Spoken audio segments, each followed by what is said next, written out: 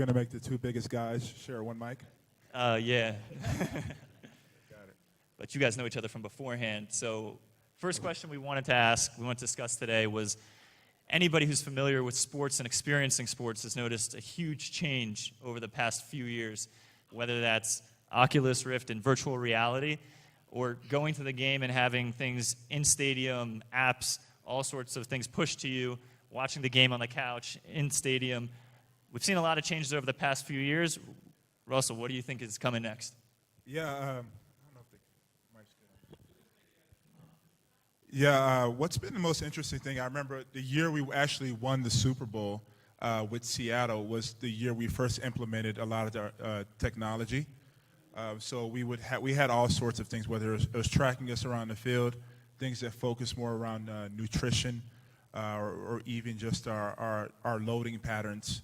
And once we were able to kind of quantify, okay, what our recovery looked like, or even understand predictive analysis better, we could make different decisions. You know, so maybe you want to take a guy out who had a really hard game or just a hard week of practice. You want to give him maybe a day off or so.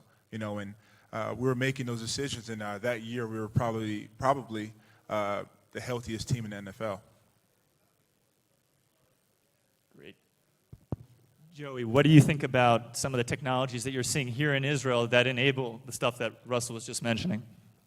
So definitely the improvement in player health and analytics is going to be a big thing. I think there's a couple of different approaches to that. There's sensors, using cameras, giving that kind of real-time and historical information. I think it has also a social aspect to it. It allows people to engage more about the players that they care about and the teams that they love. So it's not, there's definitely a health aspect to it, but I think it's also going to change the social and sharing aspects of it as well. Jordan, as somebody who's seen and knows social media extremely well, Coach Up, one of your companies, which you can talk about in a minute, is great for connecting players with coaches. How are you guys using technology to change some of these things on the amateur level? I think in youth sports, which is a space that traditionally had like no technology, right? If you think about coaches, I love coaches. I'm a coach. Some of the most old school people you could imagine, like pen and paper, and they really resist technology, which means they need it, but they also resist it. But when you think about coaching, I mean, it happens in person, on fields, courts, and gyms everywhere. And so the need for mobile apps to not only connect with athletes, but to track, performance and improvement is super important for the actual training. A lot has been done in video. It used to be that you would have as a team like a third, fourth assistant who would be in charge of video editing and preparing game film. A lot of that's being outsourced now and tech-enabled, and where you can really cut it up and slice it and analyze things better. So we're seeing a lot of innovation in youth sports, and also seeing companies like Dick's Sporting Goods and Under Armour and others having really real interest in youth sports and trying to push products and get in touch with parents, athletes, and coaches. So interest from larger strategic companies as well. That's a perfect segue into Horst, whose family founded Adidas. Could you tell us a little bit about what it was like and the vision that your grandfather had getting to become one of the most prominent families in the sports world and getting us to where we are today? Oh yeah, sure. So yeah, he defined the passion for sport. He was a great athlete himself. He was dedicated to developing shoes products at a time when everybody else thought he was crazy, because there were no clubs, there were no teams.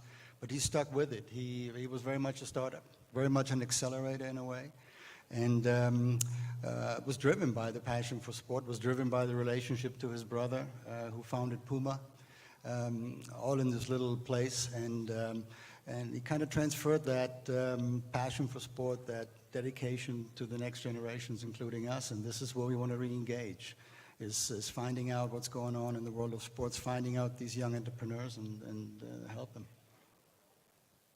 So what's next? What's on the horizon, and how are you guys staying involved today? So we are starting LEAD, which stands for the legacy of Adi Dassler, to reconnect to his history and the passion to sport.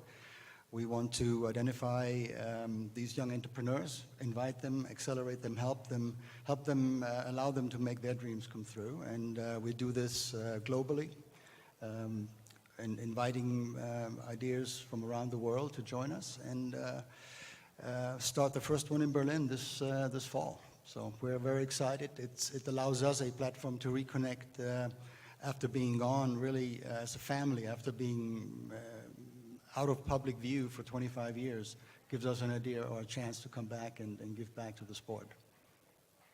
Exactly. And I think that one of the most interesting topics that's going on today, and that I'm sure you'll see a lot of for your accelerator, is wearable technology. Anything from Fitbits to Garmin getting involved in the game with smartwatches. You want to go ahead and interrupt me? That'd be awesome. I'm actually wearing a wearable right now. It's a company called Whoop, and they're based out of Boston. So these Boston people just tend to be everywhere. It's like I can't get away from New England Patriots fans, and yeah, we lost the Super Bowl to them. So everybody's always walking up to me like, "Hey, yeah, I'm a New England fan." I'm like, "Wow, do you think I care?" It's really, yeah. But the wearable market's it's really interesting. I think sometimes it can be a little bit oversaturated, but there are people who don't necessarily measure steps. But I know there's the company I'm wearing right now.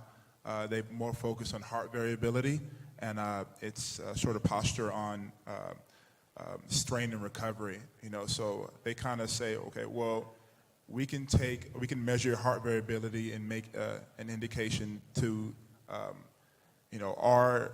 does your heart speed change, if you're doing yoga, or if you're on the field, all day, or how you're kind of recovering. It can kind of give you certain scores off of that, So it's definitely a system that I know a lot of guys use, because understanding recovery can be millions of dollars, can make a difference in millions of dollars on the field, So I think it's actually become a competitive advantage with a lot of athletes now.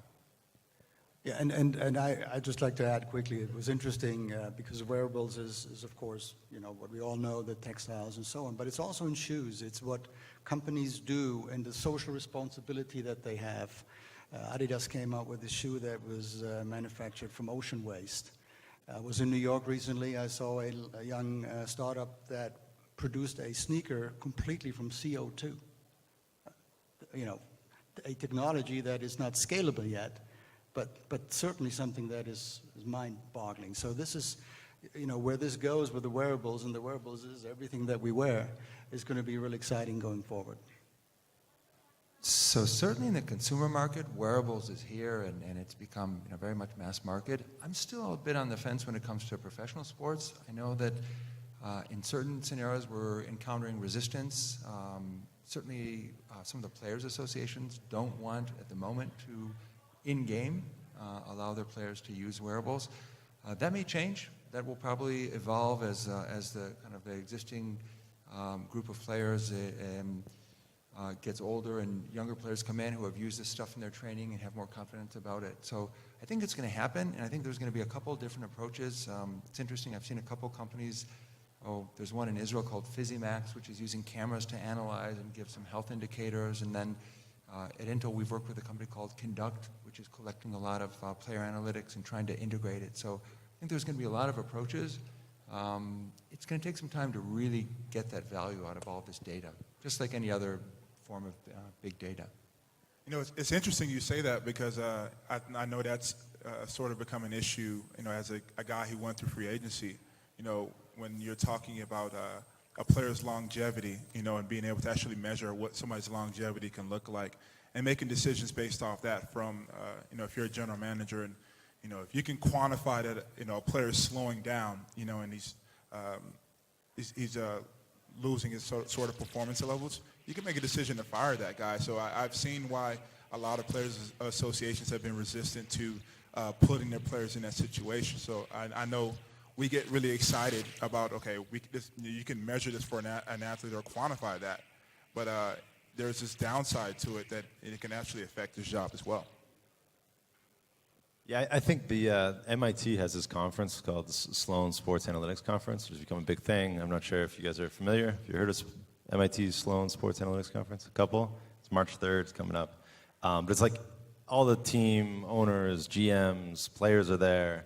Everyone's talking about analytics and how you measure player performance and the impact that that has on who you should play and who you shouldn't play and what lineups are better. And I don't know, I think there's a ton of opportunity. My initial reaction as a former player to all of this when it first started was just like, I'm not sold.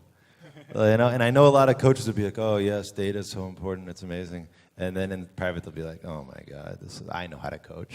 I don't need all this stuff. So, it's such an old school space. I think some people are, like Russell, really understand technology, really understand data ahead of their time, and they're like eager and hungry for it. And there's probably a lot of players and coaches too who are like nodding their head, but they're not really with it. They just think they sound smarter to say that they are.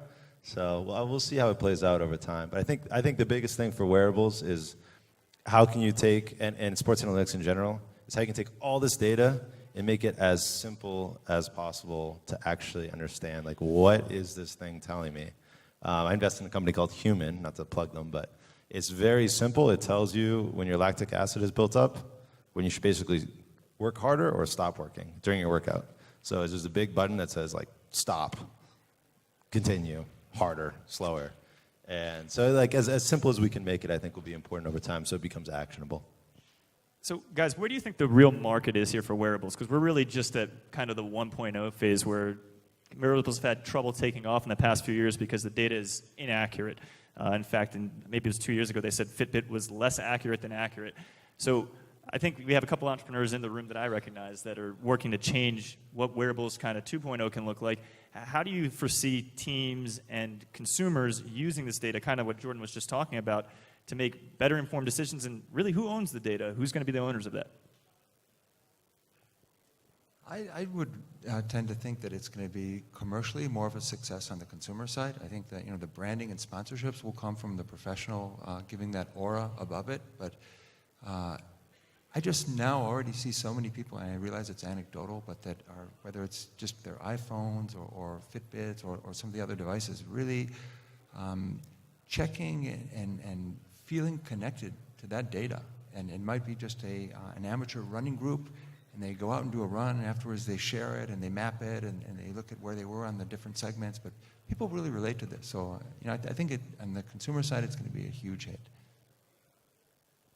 And I don't disagree. I mean, I'm old school, so I don't know how to use it really. So I run without it. But if you look at the millennials out there right now and the next generation of young athletes, it's a must. I mean, there has to be a way for them to track it, and they're addicted to it almost. I've seen something really interesting as of late with the same company that I wear the wearable for, and there's almost this, it's a little far-fetched to even consider, but there's almost this sort of content monetization play that a lot of these wearables are kind of looking to. So imagine, if I'm a player and I can go out and sell this data to ESPN or so, and you have your DraftKings, FanDuel, and I think a lot in fantasy sports you're looking at stats like passes per attempt and defense and all those things that come with it. But what if you could actually measure the recovery of a team? What if you can get a whole team to actually wear this product and say, okay, well, this is what the New England Patriots recovery as a team looks like, and this is what the Atlanta Falcons recovery looks like. You all of a sudden create a whole new market of just data content that could be monetized into just the sports experience as well too. So it's I don't think that's way too far off. I know that there are companies like I don't mean to plug them in. I'm also an investor in Whoop as well. But it's interesting to think through that, that I can sell this data for millions of dollars, and it could definitely be helpful in my wallet as well. Fair enough. So you mentioned just a minute ago fantasy sports. So we had this past a couple days ago when the Patriots won the Super Bowl. Sorry, man. There was $4.7 billion wagered on that game. And that's on the books. We all know how much stuff goes on off the books. It's probably not too far off that number as well. Fantasy sports had, in the NFL 2 years ago, $17 billion come from revenues generated from that. Does anyone know what the revenue generated from the entire NFL was in 2015? $12 billion. So that means the derivative market's actually bigger than the actual NFL market at this time. And everybody's talking about how fantasy is on fire and continuing to grow. So Jordan, as the expert in this particular area, would love to hear your thoughts about what happens this year and next and what companies are doing to disrupt fantasy sports. I guess I can't really answer this without plugging what I'm currently doing. So I'm running a fantasy sports business called Draft. So we're taking over the world. That's the answer. Yeah, so there's fantasy sports, which generally means the longer season-long version of fantasy sports, which if you guys have, I don't know if any of you guys have played, really, really popular in the United States, less popular in Europe. And by the way, it's hard to answer this question without also talking about sports betting. In Europe, you're allowed to gamble on sports. In the United States, you're not, outside of Nevada. So fantasy sports is huge. In the United States, you grow up playing fantasy sports, and we're crazy about it. And we know data about every player, especially like you talk to a lot of people about baseball statistics, and they can go on and on about batting percentages going way back. And 57 million people in the United States play season-long fantasy sports. What's been interesting the last couple of years is daily fantasy sports. So FanDuel and DraftKings collectively raised $1.3 billion to go after daily fantasy sports. They spent $700 million on marketing. They're now merging. We're the number 2 company in the space, smaller but fast-growing. Yahoo is in the market as well, and basically nobody else. So it's a small, highly complex space that's regulated state by state in the United States. It's now a legal, regulated space, and it's the Wild West. But I think from a league perspective, what's really interesting is all the commissioners, I don't think Roger Goodell has said this yet, but the leagues want fantasy sports to come. The leagues also want sports betting to come. And I think we'll get into this maybe a little bit later, I'm not sure. But one of the big issues for leagues is fan engagement. And of course you're going to watch your team play when it's a big game. You'll probably watch your team play when it's not such a big game. But you might not, and you're not going to watch a random team play necessarily. So the leagues really care a lot about how they can get not only viewership up, but engagement up, and they view fantasy sports and potentially sports betting as a way to keep people really engaged throughout the season. So it's the Wild West still in fantasy sports, and it's an exciting space to be in. You touched a little bit about what teams are doing to get involved. I mean, teams and athletes in particular are now taking much more active stances than they've ever before in terms of supporting companies, some of them fantasy, some of them wearables. I think it's sort of the beginning of we're seeing conglomerate of NBA players, NFL players getting together and starting investment groups, not just to become brand ambassadors, but getting much more actively involved in the companies themselves, not just as promoters. What do you think about this happening over the next 6 months, a year, 2 years, 3 years? Yeah, it's wonderful, especially while the barriers to entry aren't too high for a lot of players to come in. You see this growing trend of athletes understanding that they have a real value proposition for their companies and people that they invest in, that they can actually help these companies actually grow considerable amounts of wealth.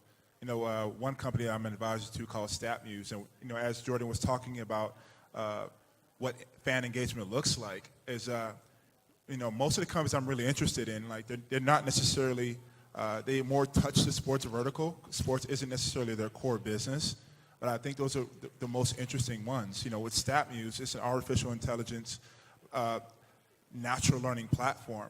So they integrate with Alexa. So if I want to say, well, if I want to talk to Alexa or my Google Home and say, okay, what are the stats of Tom Brady in November, throwing the ball, what are his pass attempt stats? Alexa can answer that question for me, and again, it goes back to what this content monetization play is.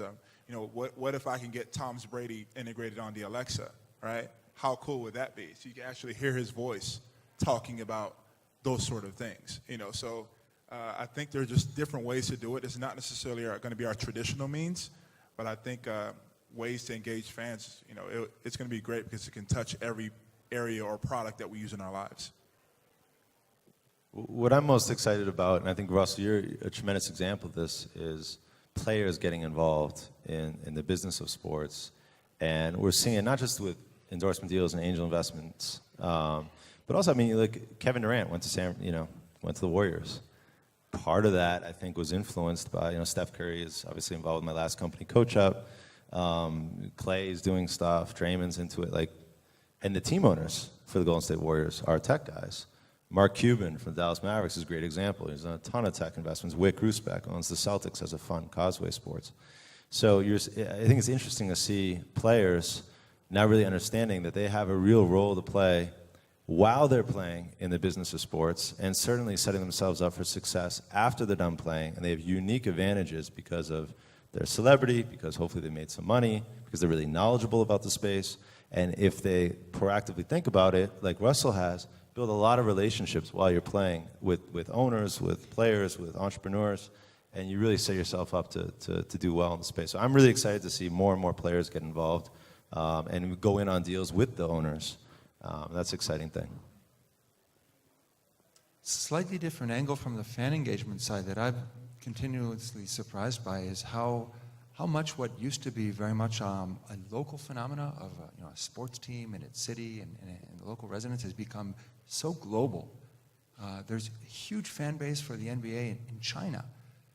Teams like Barcelona, some of the most valuable properties in the world, most of their fan base is not even in Spain.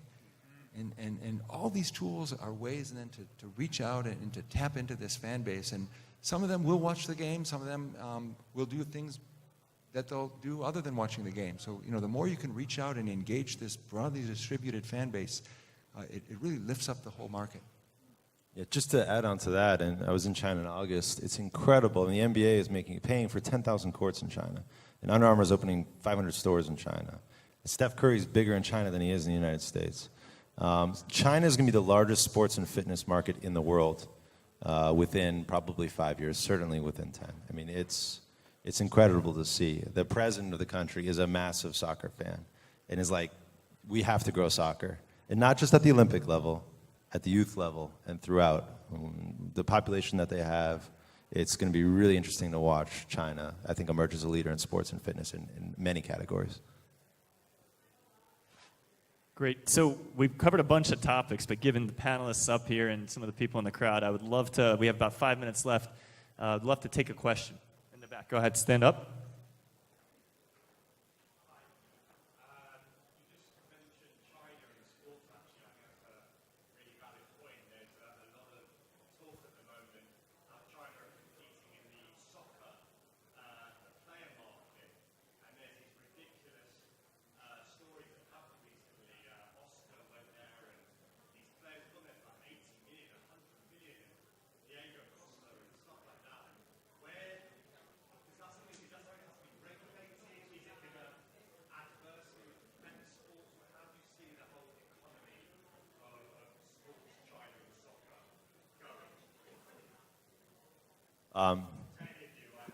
Sure. It's a great question. I don't want to pretend to be an expert on China, but I think China. It's a very different mentality there. It's a top-down approach traditionally. They really focused on winning gold medals. That was the focus of the country. Like they would pick often which couples should get married to produce great athletes, and they would go to those houses when the kids were 3, and they would take them and train them specially to win gold medals. They feel like with the success they've had in the Olympics, they've accomplished that. And so now I think what we're seeing is a second approach, and it's really, again, top-down. It's the government, which in China, it's not like Israel or the United States or Europe. It kind of works very, very closely with the large companies. And they're saying you have to get into sports.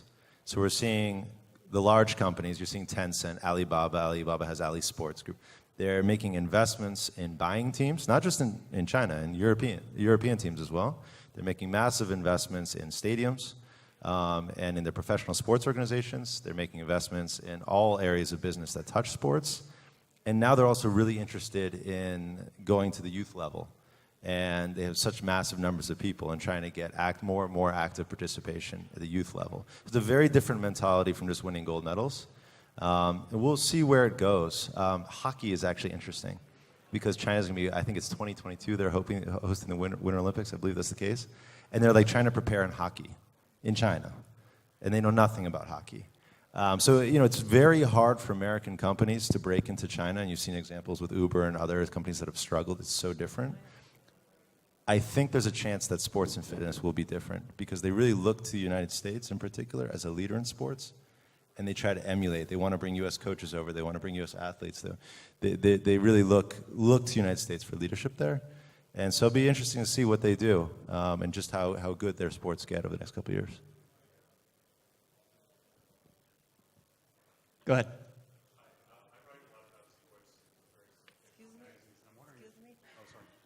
I'm wondering if you folks, especially Russell and Jordan, can speak a little bit about how today's athletes, as attuned as they are to modern technology, whether there are other people like you, Russell, for example, who are, see potential, economic potential for themselves in building their own financial portfolios, in investing, as you are, in companies, or sort of taking advantage of the context that they're making in their communities where they play, professional context, to learn about the field more from the inside than the outside, and then to maybe do what you're doing.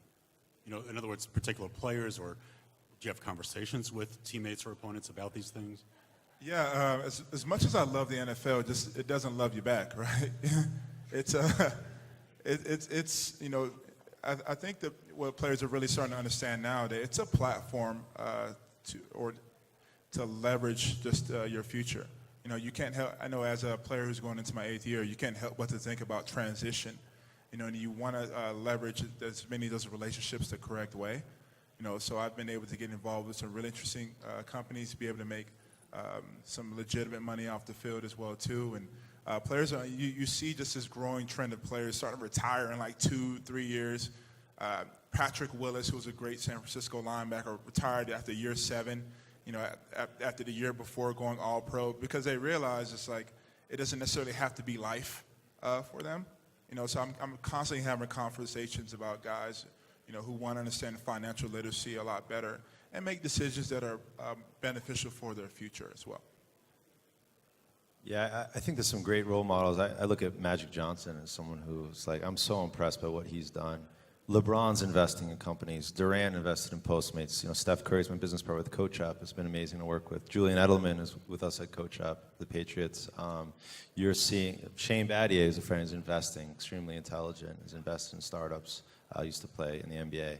Roger Mason, who I mentioned to you earlier, amazing guy, used to play for Hapoel Jerusalem. Anyone remember Roger Mason? We're in Jerusalem. 1, 2. Guy was a great player here, and then he went to the NBA, and then he became deputy commissioner of the NBA Players Association, and he's now an entrepreneur running a startup called Vaunt, and has raised venture funding. And he's also starting a new league called the Big 3, 3-on-3 basketball league, which is, I think, going to be a really big thing and an interesting thing. So there are a lot of examples now to look to. And I definitely get a sense that players are getting really interested in it and see these examples and want to think about their portfolio and their business and their opportunities. Yeah, because where else in our investments can we make decisions that are directly proportionate to where we have our investments in, right? I can make, I can get a position in the stock market, and I won't see that same return, but I know I'm not directly affecting that. So that's something that we're definitely considering more and more. One more question. Yeah, hi. We saw Intel and 3D at the Super Bowl. I'm wanting to hear a bit more about the home viewer experience, how that's changing, how that's being monetized, how we're changing the person sitting at home watching, viewing. So I'm sorry, I didn't get the question. the question was about home viewing. The home viewing 3D experience, content? right? And how that's changing. We saw the 3D, how that's changing with the rest of the industry. What can we expect to happen with monetization, purchasing, merchandising, Sure. security of premium content? All really good topics that are keeping us awake. Security, in particular, when it comes to the value of some of this content. I can give you a sense of where the actual product development is going. We firmly believe that the next step for us is to turn this into video. So instead of having these frozen clips, really be able to have this new immersive video format. It's not something that we see somebody sitting and watching a game using this format, but probably for some time forward it will be highlights. but these will be incredible highlights that you as a user will then be able to edit and share and clip and crop and really look at a game or a particular scene in a game from an unlimited number of viewpoints. So we're hoping towards the end of this year to beta some of these types of experiences, particularly in soccer. It looks like it's something that we'll be able to do. It's a huge challenge, both technically and marketing, and getting everybody aligned to do this, and getting it out to people on their devices is a whole challenge. We're talking about huge amounts of data, but look to hear about it towards the end of this year or maybe early next year. Just add on, I think one of the most interesting things, millennials, when they're watching a game, 85% of them have a smartphone in their hand. And so there's all this talk at the league level around second screen. And you know, your phone, you're watching the game, you have your phone, whether you're in your house or you're in a bar or whatever. And it can be a really good thing or it can be a bad thing if it distracts you from actually watching the game and watching the commercials during the game, which everyone now is desensitized to, except for in the Super Bowl. So I think a really interesting is fantasy sports ends when the game starts.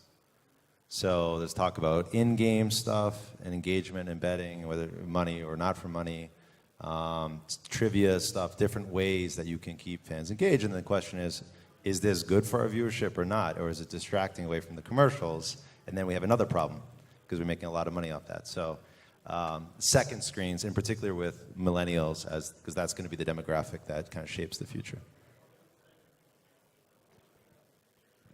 Great. Thank you so much, guys, for your participation today.